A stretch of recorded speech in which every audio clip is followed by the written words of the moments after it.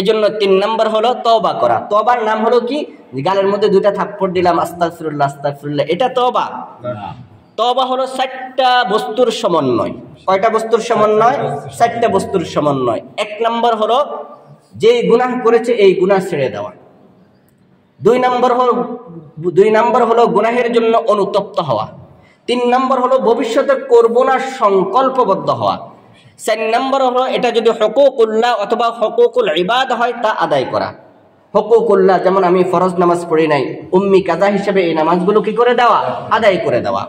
এবং হুকুকুল ইবাদ যদি হয়, যেমন বান্দার হক আপনি নষ্ট করেছেন, তাহলে এই বান্দার হকগুলো তার কাছে পরিশোধ করে দেওয়া অথবা তার কাছ থেকে ক্ষমা চেয়ে নেওয়া। এই 4টা বস্তুর নাম হলো তওবা।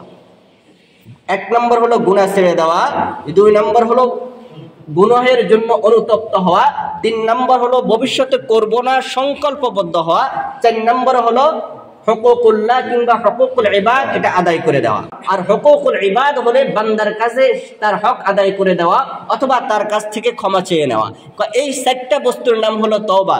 গালের মধ্যে 2টা থাপ্পড় দিলাম আর আস্তাগফিরুল্লাহ বললাম, এটার নাম তওবা নয়, বরঞ্চ এটা আল্লাহ তাআলার সাথে মশকরা করা হয়।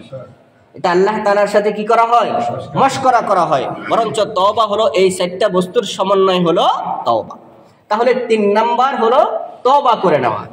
4 নাম্বার হলো বেশি বেশি করে নফল ইবাদত করা, বেশি বেশি করে নফল ইবাদত করা। 5 নাম্বার হলো আল্লাহ তাআলার কাছে অধিক পরিমাণে দোয়া করা। কারণ আদ-দুআ মুখুল ইবাদা, দোয়া হলো ইবাদতের মূল মগজ সারমর্ম। দোয়া সে তাকদীর ভি বদল জাতি হ্যায়। বুজুর্গানে কেরাম বলেন দোয়ার দ্বারা মানুষের তাকদীরও পরিবর্তন হয়ে যায়। দোয়ার দ্বারা মানুষের কি হয়ে যায়? তাকদীরও পরিবর্তন হয়ে যায়। এজন্য আল্লাহ তাআলার কাছে অধিক পরিমাণে দোয়া করা। আমি তো মাঝে মাঝে বলি যে আপনি যেমন কোনো কিছু প্রয়োজন হলে আপনার সবচেয়ে কাছের বন্ধুর কাছে আপনি পেশ করেন। কেন? যে আপনার দৃঢ় বিশ্বাস আমার এই জরুরতটা যদি আমার এই আপন বন্ধুর কাছে, কাছের মানুষের কাছে আমি বলি, তাহলে সে এটার থেকে উদ্ধারের জন্য আমার কোনো পরামর্শ করবে কিংবা আমার সহযোগিতা করবে, পরামর্শ দিবে অথবা সহযোগিতা করবে। এজন্য আপনি আপনার কাছের বন্ধুর কাছে আপনার আবদারগুলো, প্রয়োজনটা প্রথমে পেশ করেন। অথচ আপনার এই কাছের বন্ধুর সাথে আপনার রিলেশন, সম্পর্ক সবসময় ভালো যাবে না? ভালো যাবে না। তখন আপনি যখন সম্পর্ক উভয়জনের সাথে যখন খারাপ শুরু হয়, তখন আপনার এই বন্ধু আপনার ওই মুসিবতের সময় যে কথাগুলো তার কাছে আমানত রেখেছেন, এই কথাগুলো বলে আপনাকে কষ্ট দেয়। ঠিক না বেঠিক? এজন্য মানুষের সবচেয়ে বড় বন্ধুকে আল্লাহ। আপনি মুসিবতে পড়লে সবচেয়ে আগে আল্লাহ তাআলার কাছে বলেন। তাহলে কি হবে? আপনি মুসিবতে পড়তে দেরি, আল্লাহ তাআলা আপনাকে মুসিবত থেকে উদ্ধার করতে দেরি হবে না। সুবহানাল্লাহ।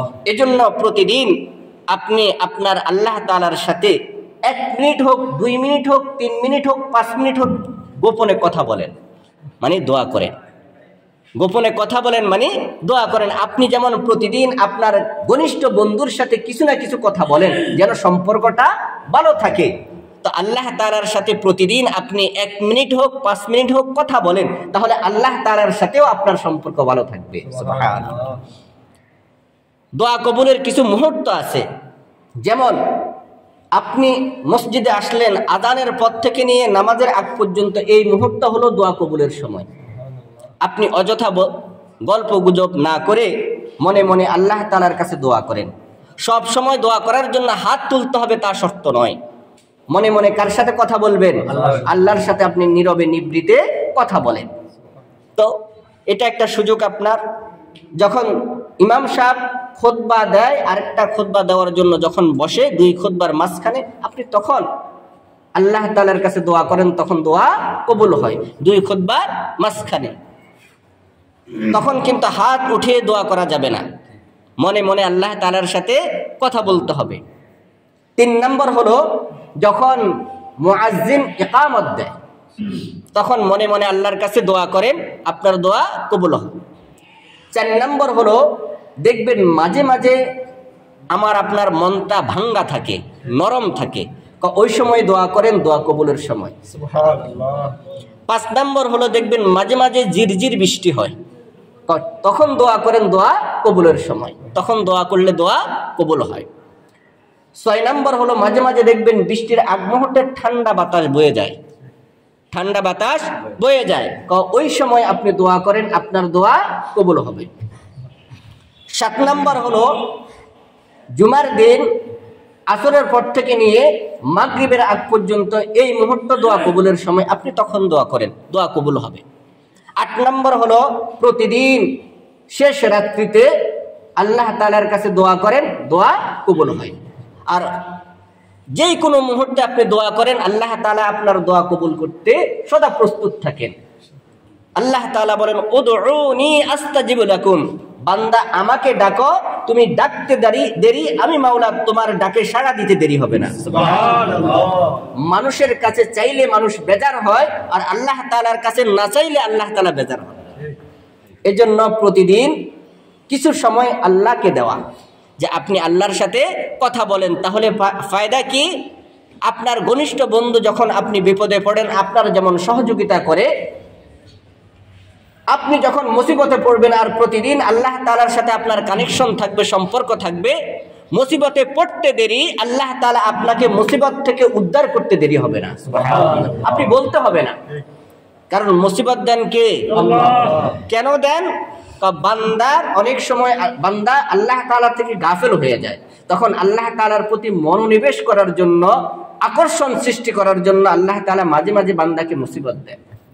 অথবা বান্দা অনেক গুনাহ করে ফেলেছেন, গুনাহ মাপের একটা পন্থা তো অবলম্বন করা দরকার, তখন মুসিবত দেয় বান্দার গুনাহ মাপের জন্য। সুবহানাল্লাহ। অথবা আল্লাহ তাআলা চান এই বান্দার মর্যাদা বাড়াইতে, তখন আল্লাহ তাআলা মুসিবত দেন যে বান্দা সবর করে কিনা, সবর করলে আল্লাহ রাব্বুল আলামিন বান্দার মর্যাদা বাড়াই দিবেন। সুবহানাল্লাহ।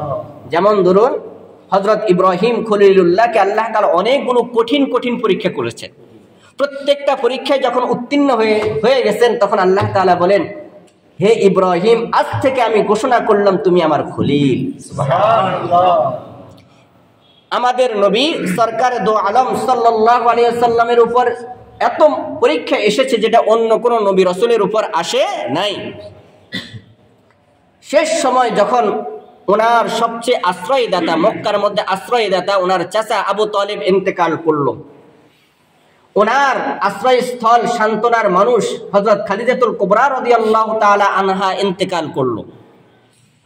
তায়েফে তার আত্মীয় সেখানেও গেলেন, সেখানের মানুষগুলো তাকে তাড়িয়ে দিলেন। বলেন তো দেখি তার অবস্থা কেমন হয়? এটা কত বড় পরীক্ষা, আপন বলতে কেউ নেই। আশ্রয়দাতা যারা ছিল, তার চাচা তাও দুনিয়ার থেকে বিদায় নিয়ে গেলেন, খাদিজাতুল কুবরা তিনিও দুনিয়ার থেকে চলে গেলেন। তার যেখানে মনে করলেন যে হয়তো তারা আমার কথা মানবে, তায়েফবাসী, সেখান থেকেও তারা সবচেয়ে নির্মমভাবে নির্যাতন করে তাড়িয়ে দিয়েছে। তার মানে এর চেয়ে মুসিবত আর হতে পারে না। ফেরেশতা এসে বললেন, ইয়া রাসূলুল্লাহ, এটাও একটা পরীক্ষা, এটাও একটা পরীক্ষা। ফেরেশতা এসে বললেন, ইয়া রাসূলুল্লাহ, আপনি শুধু বলেন, তাহলে আমি কি করব? তায়েফের মাঝে যে দুই পাহাড়ের মাঝে তায়েফটা অবস্থিত আছে, এমন ভাবে মিশিয়ে দিব পৃথিবীবাসী জানবে না এখানে তায়েফ নামক কোনো উপত্যকা ছিল, গ্রাম ছিল, এটা মানুষ জানবে না, এমন ভাবে মাটির সাথে মিশিয়ে দিব। এখানেও একটা কি ছিল? পরীক্ষা ছিল।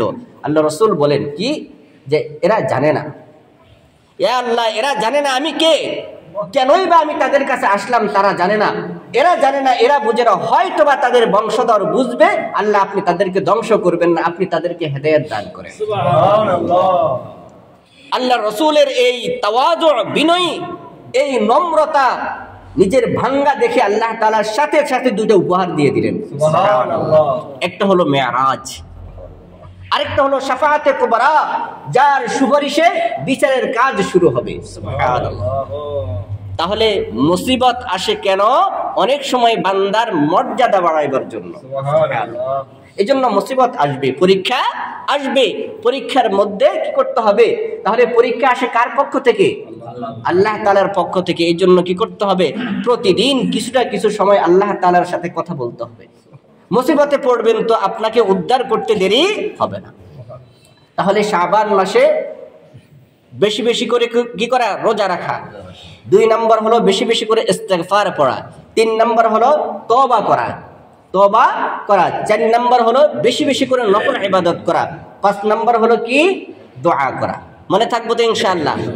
বেশি বেশি করে নফল ইবাদতের ক্ষেত্রে আমাদের একটু খেয়াল রাখতে হবে, নির্দিষ্ট কোনো ইবাদত না, এটা নফল নামাজ হতে পারে, হ্যাঁ, জিকির আজকার হতে পারে, কোরআন তেলাওয়াত হতে পারে, দান সদকা হতে পারে। নফল ইবাদত বলতে যা বোঝায় তাই হতে পারে। তিরমিজি শরীফের হাদিস, লাইলাতুন নিসফি মিন শাবান, ওই রাত্রিতে হযরত আয়েশা রাদিয়াল্লাহু তাআলা আনহার ঘরে আল্লাহ রাসূলের বাড়ি ছিল, মানে থাকার কথা ছিল। আল্লাহ রাসূল আসলেন, আবার জামাটা খুললেন, আবার বের হয়ে গেলেন। হযরত আয়েশা রাদিয়াল্লাহু তাআলা আনহা আল্লাহ রাসূলের পিছনে পিছনে গেলেন। তার মনে সন্দেহ হলো, না জানি আল্লাহ রাসূল তার কোনো সতীনের ঘরে যায়। মহিলা মানুষ তো সন্দেহ হতেই পারে, মহিলাই তো। রাসূল করিম সাল্লাল্লাহু আলাইহি ওয়াসাল্লামকে দেখলেন, তিনি জান্নাতুল বাকির মধ্যে গেলেন, কবরস্থ মানুষের জন্য দোয়া করে আবার ফিরে আসলেন। আয়েশা রাদিয়াল্লাহু তাআলা যখন দেখলেন তিনি জান্নাতুল বাকিতে, তখন দেখে আবার দৌড়ে ঘরে চলে আসলেন। আল্লাহ রাসূল তো পিছনে পিছনে আসলেন, এসে দেখলেন আয়েশা রাদিয়াল্লাহু তাআলা আনহার বুকটা দরপড় করতেছে। তাড়াহুড়া করলো, জিজ্ঞেস করলেন, আয়েশা তোমার বুকটা দরপড় কেন করে? তখন তিনি বললেন, ইয়া রাসূলুল্লাহ, আপনি আল্লাহ তাআলার সাথে গেলেন আর আমি দুনিয়া নিয়ে ব্যস্ত। মানে আমি কি চিন্তা করলাম আর আপনি কি করলেন? আমি চিন্তা করলাম হয়তো আপনি আমার কোনো সতীনের কাছে গেছেন, কিন্তু আপনি তো জান্নাতুল বাকির মধ্যে গেলেন। তখন আল্লাহ রাসূল বলেন, ও আয়েশা, তুমি কি মনে করো আল্লাহ এবং তার রাসূল কখনো তোমার সাথে খেয়ানত করবে? তোমার হকের ব্যাপারে কখনো খেয়ানত করবে? এটা কি তুমি কখনো চিন্তা করতে পারো? আয়েশা, জানো আজকের রাতটা কি? আজকের রাত হলো লাইলাতুন নিসফি মিন শাবান, তথা শাবানের 15তম রজনী। আমি যখন তোমার ঘরে আসলাম, সাথে সাথে জিবরাইল এসে আমাকে বললেন, ইয়া রাসূলুল্লাহ, আপনি কি জানেন আজকের রজনীটি কি? আজকের রজনীটা হলো লাইলাতুন নিসফি মিন শাবান। আর আল্লাহ রাসূল বলেন, ইদা কানাত লাইলাতুন নিসফি মিন শাবান ফাকুমু লাইলাহা ওয়া সুমু নাহারাহা। যখন লাইলাতুন নিসফি মিন শাবান হয়, তখন তোমরা রাত্রিবেলা ইবাদত করো, পরের দিন রোজা রাখো। কারণ ওই দিন রাত্রে আল্লাহ রাব্বুল আলামিন কুদরতিভাবে প্রথম আসমানে চলে আসেন। সুবহানাল্লাহ। এসে বলেন, আলা মিন মুস্তাগফিরিন ফাগফির লা, আলা মিন মুস্তারজিকিন ফারজুকালা। ও আমার গুনাহগার বান্দা, তোমার গুনাহ অনেক হয়ে গেছে, আমার কাছে আজকে গুনাহ মাফের জন্য দরখাস্ত করো, তোমার দরখাস্ত আজকে মঞ্জুর হবে। সুবহানাল্লাহ। 2 নম্বর হলো তোমার রিজিকের দরকার বা রিজিকের অভাব আমার কাছে দূর করার জন্য আবেদন করো, আজকে তোমার দরখাস্ত মঞ্জুর হয়ে যাবে। সুবহানাল্লাহ। এজন্য এইভাবে আল্লাহ রাব্বুল আলামিন বান্দাকে তুলুয়ে ফজর হওয়া পর্যন্ত ডাকতে থাকেন। সুবহানাল্লাহ। তাহলে এই হাদিস থেকে 2টা আমল পাওয়া যায়। 1 নম্বর আমল হলো রাত্রিবেলা ইবাদত, যে আল্লাহ রাসূল কবরস্থানে গেছেন, কবরস্থানে। আরেকটা হলো রাত্রিবেলা ইবাদত। তাহলে কবরস্থানে যাওয়া সম্ভব হলে, এটা কিন্তু আপনি দলবদ্ধভাবে যাওয়া, কিন্তু আল্লাহ রাসূল সাল্লাল্লাহু আলাইহি সাল্লাম এখানে দলবদ্ধভাবে যান নাই, তার মানে দলবদ্ধভাবে যাওয়া যাবে না। আল্লাহ রাসূলের জিন্দেগিতে একবার প্রমাণ পাওয়া যায়, প্রতি বছর গেছেন এরকম প্রমাণ পাওয়া যায় না, এজন্য সম্ভব হলে যাওয়া। 2 নম্বর হলো রাত্রিবেলা নফল ইবাদত করা। 3 নম্বর হলো পরের দিন রোজা রাখা। আল্লাহ রাসূল যখন ফিরে আসলেন, এসে বললেন, আয়েশা, তুমি কি আমাকে অনুমতি দাও যে আজকের রাতটা আমি ইবাদতে কাটিয়ে দিব? আয়েশা রাদিয়াল্লাহু তাআলা আনহা বলেন, ইয়া রাসূলুল্লাহ, অবশ্যই আমি আপনাকে অনুমতি দিচ্ছি। তখন আয়েশা রাদিয়াল্লাহু তাআলা আনহা বলেন, আমার অনুমতি পেয়ে আল্লাহ রাসূল নামাজে দাঁড়ায় গেলেন। তার নামাজ যখন তিনি দাঁড়ালেন, এত লম্বা কিয়াম করলেন যে আমি মনে করছিলাম কিয়াম অবস্থায় আল্লাহ রাসূল দুনিয়া থেকে বিদায় হয়ে গেছে। এরপরে যখন আল্লাহ রাসূল রুকুতে গেলেন, এত লম্বা রুকু করলেন, আমার মনে হলো আল্লাহ রাসূল রুকু অবস্থায় দুনিয়া থেকে বিদায় হয়ে গেছে। এত লম্বা তিনি সেজদা করেছেন, আমার মনে হলো যে আল্লাহ রাসূল সেজদা অবস্থায় দুনিয়া থেকে বিদায় হয়ে গেছে। এরপরে আমি আল্লাহ রাসূলের পায়ের মধ্যে হাত দিয়ে দেখলাম, তখন আল্লাহ রাসূল পাও নাড়া দিল, তখন আমি বুঝলাম না, আল্লাহ রাসূল এখনো দুনিয়াতে বেঁচে আছে। তাহলে এর দ্বারা বোঝা যায় কিছু আমল পাওয়া যায়।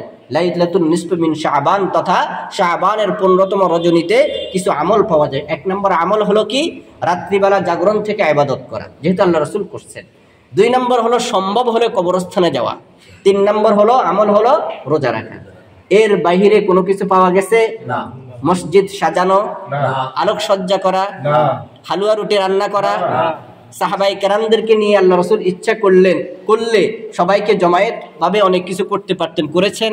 না। কোনোটাই হাদিস দ্বারা প্রমাণিত নয়। যেটা হাদিস দ্বারা প্রমাণিত নয় আমরা সেটা করব না, যেটা আল্লাহ রসুলের সুন্নত দ্বারা প্রমাণিত নয় সেটা আমরা করব না। তাহলে এখানে সবে বরাতে কয়টা আমল?